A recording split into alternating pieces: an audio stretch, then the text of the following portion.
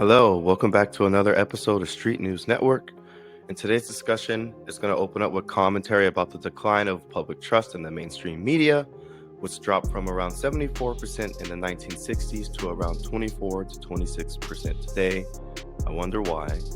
They go on to say both the media and politicians like Adam Schiff, specifically citing the Russiagate investigation as a major factor in eroding trust. Congresswoman Anna Paulina Luna recounts her efforts to censor Adam Schiff, claiming House leadership initially tried to block her by falsely saying it was unconstitutional, even though she knew it wasn't. And I like to say this shows the reoccurring theme of power protects power within the political landscape. She persisted and even eventually succeeded after public backlash pressured other Republicans to support the motion. She recalls personal encounters with Adam Schiff behind the scenes, calling him dishonest and labeling his actions as deeply divisive and damaging, even suggesting his rhetoric contributed to the worsening ties between Russia and the United States. You said 19 right after the assassination. Previous to that, the mainstream media had the highest level of trust from the American people. 74%, the number was 73, 74%. It's at the lowest ever. I think it's like 24, 26% today, Rob, if you want to zoom in. Well, it's gotten worse as what happened in 2016. We know now with the declassified Russiagate documents. But it's sad because a lot of people have cognitive dissonance to where they're so programmed that even when you show them the truth with the facts, they just don't believe it. And that's really the fault, 100%. The media's to blame, yes, but it's really the fault of those politicians that chose to do that. When I first got elected, I actually went after Adam Schiff and tried to censure him. I was told by our own House leadership at the time that what I was doing was unconstitutional. It couldn't be done. Yet I had read through the rule manual twice, and so I knew they were lying to me. And so I did it anyways. And initially, I also knew that I could fine Adam Schiff, or the House of Representatives could fine him a fraction of what he cost the American taxpayer dollars, which was $32 million with the Russia hoax stuff. That was the estimated sum that it cost. And so that could have been paid by his campaign. That didn't have to be paid personally. It wouldn't dock his wages.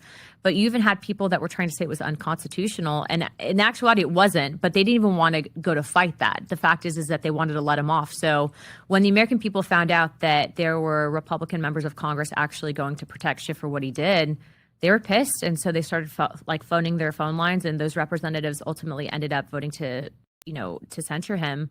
But he was one of the worst. He was one of the worst. He says, I know for a fact. I mean, he says this, when he came out, I don't know who he was on, whether it was Maddow or Cuomo or whoever was on. It's like, nope, we have, what's the word he used? Evidence. They had evidence. And he was doing that as the chair of intelligence community. How do you guys feel about Adam Schiff in the comment section? Let me know down below. Do you believe he did lie about the Russiagate situation, or was he telling the truth?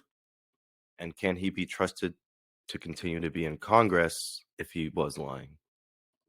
Believable. Yeah, so a censure is a lot more than just a word. I mean, it's literally you're bringing dishonor on the House of Representatives, and there can be punitive action. But what's interesting about that too is the backstory is I wasn't successful the first time. Mind you, I was about 8 months pregnant. I was about to pop. I had a busted foot, so I was rolling around. So I really looked, kind of helpless when I was in DC. So I'm rolling around the Capitol, and I'm coming off the floor after this first foot had failed.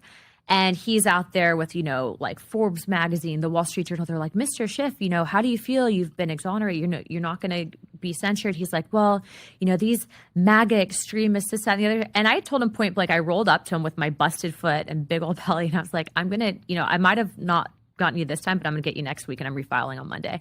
And then I rolled away, and then I censured him the following week. And it was funny because to this day, the only other action I had with Adam Schiff was he was coming to the presidential address when Trump got elected, and he walked through the House chamber, and I was sitting right on the edge waiting for the president. He was right there. And I was like, how are you doing, Adam? And he goes, fine, how are you? And I said, I basically got you.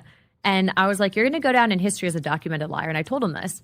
And Tim Burchett was sitting right next to me. And he goes, well, I'll go down in history, but so will you. And I said, but for different things. And so that was kind of our exchange. This was on the evening of the president's first address to Congress. I bet you they really do be having super hostile conversations with each other behind the scenes. Especially nowadays, I feel like they all just don't like each other if they're on different sides. And then if you're on the one side, you kind of got to fit in where you can so that your side doesn't start hating you too, because you know the other side isn't going to help you out with anything. It's a two-party system, man. And right now, in my opinion, one party's just kind of going off in the wind, and one party's going to have too much power at one point. And so, like, those are the conversations that you don't hear about and the behind the scenes. But the fact is that if you can lie like that, you know, he's not a good person. For you for addressing this guy. I mean, there's a lot of words you can use for him. By the way, who else is as dark as he is? Is he one of the darkest guys? He's pretty bad. There's a couple on our own side too that are pretty bad. But you see how she says that? There's a couple on our own side who are pretty bad too. It goes to just what I was saying about how you got to fit in with your side so they don't start hating you. She's not going to call out anyone on the Republican side. I highly doubt it. Unless it was just like plain evidence, I highly doubt it. Even then, I feel like they would still cover each other's backs. He's probably one of the worst. And I'd say he's one of the worst because if you look at what he did, you know, how many people don't talk to family members because of what he pushed, right? Him, Obama, Hillary That's Clinton. right. How many people like have cut off friends, all of it? I mean, like if you think about the fracture, but then also there's this aspect of foreign policy, literally responsible for potentially starting a war with Russia over that. Like, that's just insane. You're a sociopath. Let me know in the comment section if you guys know more about Anna Paulina Luna. I've heard about her just recently this year, since she is heading up the investigation task force of declassifying government secrets. But again, thank you guys for coming out to another video. Hopefully we can start getting down to the gist of things around here, trying to look through both sides and create our own story to figure out what's really going on, instead of just listening to one side or the other and having basically an echo chamber in your mind. So with that, we will go on this journey, and I appreciate you guys for coming through for another video. Thank you.